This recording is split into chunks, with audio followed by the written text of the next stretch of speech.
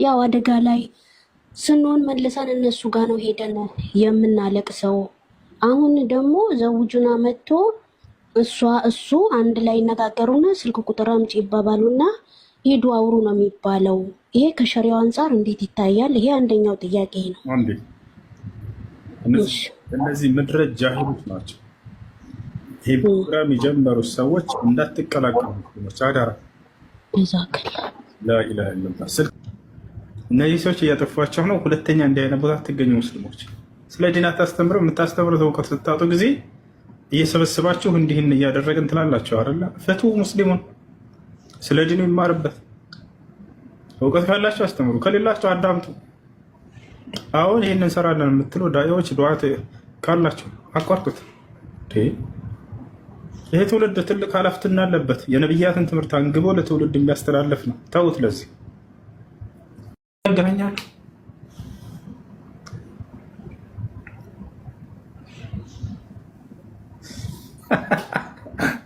ሶስቱ እዚህ ላይ እኔ ተጨምር ማለት ነው። ጭራሽ የዲን ማለት ዲን እያስተማሩ ቁርአን ተፍሲርን እያስቀሩ ቁጭ ብለው የሚያስቀሩ ሰዎች ናቸው። ሼክ ነኝ ብለው ነው ሚዲያ ላይ እንትን እያሉ። እኔ አንደኛ የሚገባውበት ጥያቄ ነበር፣ የምን ተፍሲር ናቸው እነዚህ? ዘመናዊ ጅንጀና መንገድ መክፈሻ ሸሪዓዊ ዘመናዊ መጀረጀኛ መንገድ። ለማንኛውም ከእንዲህ አይነት ነገር ራቁ። ቢወልዱ ቢያገቡ ይሄንን ኖ ብላችሁ ትነሳላችሁ። ቁጭ ብላችሁ 24 ሰዓት እነከሌን መተቸት ብቻ የምትሰሩ ሰዎች ምናቃችሁ በትችት ነው ስትተቹ ኑሩ። ምን ሰራውን ስራ አላሁ ረቡል ዒዛ እንደው ቁርአን ላይ አዞት አድርጉ ብሎ አዞን አጋቡ ብሎ አዞ ሰራተኞቻችሁን ጭምር ነው ያለው አላህ Subhanahu Wa Ta'ala አጋባቸው ሲል አያችሁ። ሰራተኛን ከምንም የማይቆጥሩ ሰዎች አሉ። ለምን አለ ብላችሁ ከነን ሙስሊሞች ጋር ያወራው አይደለም ያለሁት፣ ከሙስሊም እህቶቼ ወንድሞቼ ጋር ነው ያወራው ያለሁት። የሚያላግጡትን ብሎክ አድርጓቸው። ቁርአን ላይ የሚያላግጥ አብራችኋቸው እንዳትቀመጡ ነው ያለው አላህ Subhanahu Wa Ta'ala። فلا تقعدوا معهم حتى يخوضوا في حديث غيره። እንደ ሙስሊም ሆኖ በቁርአን ሲያላግጥ እንደማየት የሚያመምንም ነገር የለም። በራሳችሁ ሲላገጥ ጨርቃቸውን ቀደው ይወጣሉ፣ ሊጮሁ ሊናገሩ። ለስናፕ እህቶች አዳምጡ፣ ተረጋጉ ትላላችሁ። የእናንተ ክብር ሲነካ ትላላችሁ። የአላሁ ረቡል ዒዛ ቁርአን ላይ ግን ሰው ሲያላግጥ ምንም አይመስላችሁም። ይሄ ነው ሊያመን የሚገባው። እኛ የትኛው ክብራችን ከአፈር ነው የተፈጠርነው? ወደ አፈር ተመልሰን እንገባለን። የሰማይ የምድር ባለቤት ያዘዘውን ትእዛዝ ግን ለብላችሁ ልትናገሩ ስትሉ ያ ያስቆጣል። ረሱል አለይሂ ሰላቱ ወሰላም ለዱንያ ነገር ተቆጥተው አያውቁ። አላሁ ረቡል ዒዛ ያዘዘው ትእዛዝ ግን ሲነካ ያስቆጣል። አላሁ ረቡል ዒዛ ያዘዘው ትእዛዝ ላይ ሙስሊም ሲያሾፍ ያሳዝናል፣ ያስለቅሳል። ብታቁት በተከበረው ቃሉ ወአንኪሑል አያማ ሚንኩም ወሷሊሒነ ሚን ዒባዲኩም ወኢማኢኩም ያለው ጀለ ጀላሉሁ የሰማይ የምድር ባለቤት ነው። ነን ሙስሊምን ከሙስሊም ጋር እንኳን ኖርማል አድርገው ስለሚያጋቡት እና ሐራምን ሐላል አድርገው ለሚናገሩት ምንም ሳይመስላችሁ ዚናን እንደፈለጉ ስለ ዚና ላይ ገብተው ሙስሊም እህቶቻችሁ ወንድሞቻችሁ ሲያወሩ ምንም ሳይመስላችሁ ሐላል ሲመጣ ብቻችሁን አይደላችሁ፣ ከኋላችሁ ኢብሊስ አብሯችሁ ይጋልባል። ታሳዝናላችሁ። ሁላችሁንም አይደለም፣ ትክክለኛ ሰዎች እንዳላችሁ አውቃለሁ። አላህ ወኸለቅናኩም አዝዋጃ ይላል። ወኸለቅናኩም አዝዋጃ ሱረቱ ነባ አማጁዝ ውስጥ ምዕራፍ 78 ላይ ጥንድ አድርገን ፈጥረናቸዋል። ማለትም ሴትና ወንድ አድርገን ጥንድ አድርገን አዝዋጅ። ሁለተኛ አዝዋጅ ወኸለቅናኩም አዝዋጃ ሶሳይቲ ማህበረሰብ አድርገን ፈጥረናቸዋል። ማህበረሰብ ደግሞ የሚፈጠረው በትዳር አይደል? ትዳር ከሌለ ማህበረሰብ ሊፈጠር አይችልም። ሸይጣን እጅግ በጣም የሚጠላው ነገር ቢኖር ቁርአን ውስጥ ካሉ ሐሳቦች አንደኛው ወኸለቅናኩም አዝዋጃ ጥንድ አድርገን ፈጥረናቸው። እስኩን አንተ ወዘውጁከል ጀና፣ እስኩን አንተ ወዘውጁከ አንተና ሚስትህ የሚለውን ሐሳብ ሸይጣን በጣም ይወዳል። ለምን ካላችሁ የአላህ ዓላማ ምንድነው? ኢኒ ጃኢሉን ፊል አርዲ ኸሊፋ። ኸሊፋ ከትርጉሞቹ መካከል አንዱ ብለናል፣ የኽሉፉ ባዕዱሁ ባዕዳ፣ አንደኛው ሌላኛውን እየተተካካ የሚቀጥል። ሸይጣን መጨረሻ የሚጠላው ማየት የማይፈልገው ነገር ቢኖር እኛ እየተተካካ እንዳንቀጥል። ሰውን ማየት አይፈልግም። እንግዲህ ሳንመጣ በፊት ጥላቻ ከነበረው መተን ደግሞ ምን አይነት ጥላቻ ሊኖረው እንደሚችል አስቡ። በዚህ በሶሻል ሚዲያ ባበድንበት ዘመን፣ ወጣቱ በፖርኖግራፊ በሰከረበት ዘመን፣ ራቁት ገላም መልቀቅ ፋሽን በሆነበት ዘመን የሰሃባው አስተምሮት ያስፈልገናል። አዎን ላይክና ሼር ለማግኘት ሲባል የሰው ስም ማጥፋት በረከሰበት ዘመን፣ በሬ ወለድ ወሬዎችን መንዛት ባህል በሆነበት ዘመን የዛ ትውልድ አስተምሮት ያስፈልገናል። አሁን ባለንበት ዘመን አንዱ ዞሮ በማይጠይቅበት የራሱ ምቾት ካረጋገጠ የወንድሙ ግድ በሌለበት ዘመን ለሌላው መቆረስ፣ ለሌላው መኖር፣ ለወገን መድረስ ትርጉም ባጣበት ዘመን ያን ትውልድ እንደ ሞዴል ማንሳት ግድ የሚልብን ወቅት ነው። የነቢዩ ዓለይሂ ሰላቱ ወሰላም ባልደረቦች አላህ ኮትኩቷቸው ወደድኳቸው ያላቸው والسابقون الأولون من المهاجرين والأنصار والذين اتبعهم بإحسان رضي الله عنهم ወድጃቸው አለው ያላቸውን ትውልድ አስተምሮቶቻቸው ዘግነን በትንሹ ማውጋት የዚህ ትውልድ ኃላፊነት ነው። ሰሃቦቹ ከነብዩ ጥግ የማይጠፉ ለደቂቃ ማይለዩአቸው ሳያስፈቅዷቸው የማይሄዱ ከሳቸው አስተምሮትን የቀዱ የሳቸውን ህይወት የተገበሩ ቁርአን በገለጻቸው መልኩ የሚጠቀሱ ውድ የአላህ ምርጥ ባሮች የማይደገም ትውልድ በዛ ቁጥር ልክ አንድ ነቢይ ሐዋርያ ኑሮት አያውቅም። 120,000 ሰሃባ። ይህ ምርጥ ትውልድ አስተምሮቱ ዛሬ ያስፈልገናል። ምድር ላይ ጉልበተኛ ማን ነው ከተባለ ጊዜ ነው። በአንድ ወቅት እልል የተባለለት ነገር በአንድ ወቅት እንደኋላ ቀር ነገር ይቆጠራል። ጫካ ውስጥ ወክ እያረኩ ነበር። ያየሁትን ላሳያችሁ፣ ተመልከቷቸው። እነዚህ በአንድ ወቅት ሳሎን ውስጥ ዋና ቦታ ተሰጥቷቸው ሰዎች መረጃ ለማግኘት ለመዝናናት የሚመለከቷቸው ቴሌቪዥኖች ነበሩ። ታዲያ ዛሬ በስማርት ቴሌቪዥኖች ተተክተው ከጊዜው ወደ ኋላ የቀሩ ተብለው ከሳሎን ወጥተው ጫካ ውስጥ እንዲህ ተደርድረው ሰዎች በትዝታ የሚመለከቷቸው የድሮ ቴሌቪዥን እያሉ የሚያዩዋቸው ብሎም ለልጆቻቸው ይሄ እኮ የድሮ ቴሌቪዥን ነው እያሉ የሚያሳዩዋቸው ሆነው ጫካ ውስጥ ተጥለዋል። It's a matter of time። እንዲህ ነው የሰው ልጅ ተነበረበት የሚቀጥል ማንም የለም። አላህ እንዲወድህ ከፈለክ ደግሞ ከግዴታ አልፈህ ነፍል የሆኑ ትርፍ የሆኑ ጾሞችን ተርፍ የሆኑ ሰላቶችን ትሰግዳለህ። ልክ አላህ ሲወድህ ግን ሌላ ነው ታሪኩ። من عادى لي وليا فقد آذنته بالحرب على الله። የኔን ወልይ የኔን ወዳጅ አዛ የሚያደርግ ከኔው ጋር ነው ጦርነት የከፈተው ይላል አላህ። እዚህ እኔ በጣም ያስደነግጠኛል። ይሄ የአላህን ወልይ ማን እንደሆነ ስለማናቀው አቃጣቀው። ስለዚህ ማንኛውንም ሙስሊም በጣም በጥንቃቄ መያዝ እንዳለበት ነው። አዳዋ አድርገህ የያስከው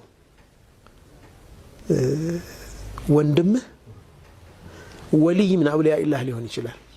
አንተ ምናልባት በሆነ ነገር በሐሳብ ተለያይ፣ ችግር የለም። የሐሳብ ልዩነት ችግር የለም። የሐሳብ ልዩነት ወደ ቀልብ ልዩነት ደርሶ ወንድምህን እስከ መጥላት ካደረሰህ ግን ያኔ የአላህ ወልይ ሆኖ እየጠላኸው ሊሆን ይችላል። እየተዋጋኸው ያለ የአላህ ወልይ ይሆናል። ያኔ ጦርነቱ ከአላህ ጋር ነው የሚሆነው። ጋብቻ ቀለበት እዚህ ላይ መደረግ የተጀመረው ያሁን ጊዜ አይደለም፣ ከ3000 ዘመን በፊት ነው እዚህ ላይ የሚደረገው።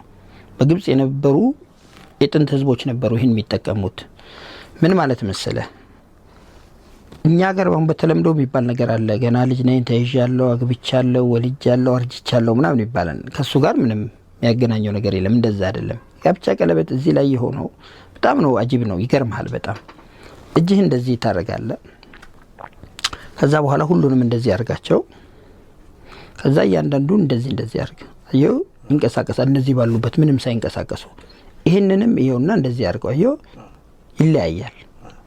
ይሄንንም መልስና እስቲ እንደዚህ አርግ፣ ሁሉም ይንቀሳቀሳል ያኛው ሳይለያይ። ይሄንንም ብታረግ ይሄው ይከፍታል ቢያንስ። ከዛ ይሄንን ግን ተመልካቾች እናንተ ሞክሩት። በፍጹም አይለያይም። አንለያይም እንደማለት ነው። ጀግና ልጅ ብሎ ማለት ቤተሰቡ ይረዳ ነው። በቃ እዚህ ዓለም ላይ ትልቅ የምታደርጉት ስኬት ጌታቸውን አላህ ከመገዛትና እርሱን ሐቅ ከመጠበቅ በመቀጠል ቤተሰብን ማገልገል ነው። አላህ በቁርአን ላይ ያስተውላችሁ ከሆነ ስለ ራሱ ሐቅ ከተናገረ በኋላ ስለ እናትና ስለ አባት ሐቅ ነው የሚናገረው። አያችሁ واعبدوا الله ولا تشركوا به شيئا وبالوالدين إحسانا وقال سبحانه وتعالى وقضى ربك ألا تعبدوا إلا إياه وبالوالدين إحسانا وسئل النبي صلى الله عليه وسلم من أحق الناس بحسن صحبتي يا رسول الله فقال أمك ثم أمك ثم أبوك ثم أبوك ثم الأقرب فالأقرب الله بالقرآن لا أنينا الله ببتشنين التجزو بني لا يكنتاتنا تجارو كاربو لولا جوتشاتهم ملكاما والو إلال ወደ ነብያችን ሰለላሁ ዐለይሂ ወሰለም ሰዎች መጡና ጠየቋቸው። አንድ ሰው መጥቶ አንተ የአላህ መልእክተኛ ሆይ እዚህ ዓለም ላይ ከሰዎች የእኔ መልካም የሚገባው ማን ነው አላቸው። ከማንም በላይ እናትህ ነች አሉት። ከዚያስ? አሁንም እናትህ። ከዚያች? አሁንም እናትህ። ከዚያስ? ከዚያ ደግሞ አባትህ። ከዚያስ? ከዚያ የቅርብ የሆኑት እያሉ ተናገሩ። እና ስለዚህ በሚበቃቸው ልክ ያክል ነው የምትልኪው። ለምን እኩል አላክሽ ብሎ አላህ አይጠይቅሽም። በሚያስፈልጋቸው መጠን ልክ። አዎ እህቴ ነሽ። አዎ አማና የተሰጠሽ የአደራ እህት ነሽ። ስላንቺ ጉዳይ ማሰብ፣ መጨነቅ፣ ማመላከት፣ ተይ ማለት፣ አርጊ ማለት የሁላችንም የማህበረሰቡ ግዴታ ነው። የ9 ወር፣ የ1 ዓመት፣ የ1 ወር፣ የ3 ወር እያለን የምንቀብራቸው ነገሮች መጀመሪያ ማንን ነው የምናታልለው? አላህ አያየንም ነው ወይስ እርግዝናውን የፈራ ነው? የሚመጣውንስ በሽታ መቀበል እንችላለን ወይ? ተከላክለንስ እርግዝናውስ ቢመጣ ልጁስ በምን ሁኔታ ታሳድጊዋለሽ? ስንቶቹ እጃቸውን የነከሱበት ብዙ ክስተቶች አሉ። ከዛ ክስተት ለመዳን አረፈደም። ቀን ለሰሩት ወንጀለኞች ማታ ምህረቱን የሚለግስ ማታ ሰርተው ደግሞ ቀን ምህረት ለሚጠይቁ 24 ሰዓት በሩ ክፍት የሆነው ጌታችን ባሪያዎቹ እንዲመለሱ እንጂ እንዲቀጡ አይደለም የሚፈልጉ። እናንተ የአደም ልጆች ሆይ ከሰማይ እስከ መሬት የሚያክል ወንጀል ሰርታችሁ ከመጣችሁ በዛ ላይ ካላጋራችሁብኝ ከሰማይ እስከ መሬት የሚያክል ምህረት ለግሳችኋለሁ። ምህረቱ ሰፊ የሆነ ጌታ ነው። አንኳኪ፣ ወደሱ ዙሪ። የቀበርሽውም ነገር ካለ ነቀል አድርጊ። አላህ ብዙ የተሻሉት ነገሮች አሉ። ያን ነገር ነው ከኛ መጠበቅ ያለበት። ትንሽ ለጠየቀ ትንሽ ነው የሚሰጠው። ትልቅ ለጠየቀ ትልቅ ነው የሚሰጠው። ጥያቄያችን ትልቅ ይሁን፣ ፍላጎታችን ትልቅ ይሁን። ለአላህ የሚጎለው ነገር የለም። ራስሽን ጠብቂ፣ ወደ ራስሽ ተመለሺ፣ ከነፍስሽ ጋር ተነጋገሪ። ለየት ብለሽ ምን እያረኩ ነው በይ። በመቅበር ባለመቅበር፣ በመዋጥ ባለመዋጥ ማንነትሽን አትሽጪ። ወደ ራሳችን እንመለስ። አላህ እንኳን በዱንያ የጠየቅነው የቀረና በአኺራ እንኳን ከጠየቃችሁ ጀነትን ፊርደውስን ጠይቁ የተባለ ነው። ዛሬም ተሳክቶላቸው ነገም ፊርደውስን ከሚያገኙት አላህ ያድርገን። ወጀዛኩም አላህ ኸይር። የኛ ዘር እኮ የወልዮች ዘር ነው ይላል። የኛ የሸይጣን ዘር ነው እንዴ? ማንም የሸይጣን ዘር የለም። እዚህ ሁሉ የተሰባሰበው የወልይ ዘር ነው። ወልይ ሲባል የሆነው ካባ የለበሱ ዱላ ያዙ ሰውዬ እንዳይመስሏችሁ። የሰገደ የሰው ሐቅ ያልበላ ነው ወልይ። ይሄ ሁሉ ወልይ ነው። የአላህ ወልይ ስለሆነ እዚህ ቤት የገባው ኢየሱስ ክርስቶስ ለዓለም ዳር ተላከ ነግሬውታለሁ። እርሱም ደግሞ ማለት ነው ኢየሱስ ለዓለም ነው የተላከው ብያምናለሁ ብላችኋል። እኔ ለዓለም ነው የተላኩት የሚል ማስረጃ ለጠፉ በጎች ለእስራኤል ቤት እንዳለው ሁሉ እኔ ለዓለም ነው የተላኩት የሚል ማስረጃ ማለት ነው። ዋቀዮ አከሲቲ ቶክቸ ኢልመሳ አመከለ እንታው አኔ አከሲኒ በርባዱ ማስረጃ በርባዱ አከና ማስረጃ ሚቲ አኔ ላና ደገይራ ጊዜ ተከና ደገ ስሪቲ ኢየሱስ ክርስቶስ ለዓለም ዓለም ሁሉ ጩፌራ ከንጀዱና ዱቢስ አፋፍ ቅዱስ ረቲ ማቴዎስ ወንጌልን ላል እኔ ደግሞ ሲዱብሳ ማቴዎስ ወንጌል ምዕራፍ 15 ቁጥር 24 ምን ይላል? እኔ የተላኩት ከጠፉ ወገኖች ከእስራኤል ቤት ብቻ ነው። ደስ የሚል ዜና ስልንጋራ ፕሮግራም ላይ የኦሮሚያ እስልምና ጉዳዮች ከፍተኛ ምክር ቤት ፕሬዝዳንት ሼህ ጋሊ ሙክታር ለህዝብ በተናገሩት መሰረት እንግዲህ በሸገር ከተማ ላይ ለፈረሱት መስጂዶች እና እንዲሁም ደግሞ ለሙስሊሞች የሚሆን የፈረሱት መስጂዶች እንደምትክም ሆኖ እንደገና ደግሞ ለሙስሊሞች የሚሆን በአጠቃላይ 50 ሺህ ካሬ የሚሆን መሬት ካርታና ሳይት ፕላን ተጠናቆላቸው ማክሰኞ ዕለት እንደሚረከቡ አሳውቀዋል ማለት ነው። እሳቸውም ደግሞ ተቀብለው ለህዝብ እንደሚያስረክቡ ማለት ነው። which is a nice thing ለፈረሱት መስጂዶች እንግዲህ መሬት ሲጠበቅ ነበረ። አሁን ያ መሬት በሸገር ከተማ ማስተር ፕላን ባማከለ መልኩ ለሙስሊሞች የተወሰኑት መሬቶች ካርታና ሳይት ፕላን ተሰርቶላቸው እንግዲህ ማክሰኞ ወደ እጃችን ይገባሉ ማለት ነው። በአልহামዱሊላህ ብልጥ የያዘውን ይዞ ስለሆነ የሚያለቅሰው ይሄንን እንይዝና ደግሞ ማልቀስ ካለብንም እናለቅሳለን ማለት ነው። ግን አሁን ደስ የሚል ዜና ነው እንላችሁ።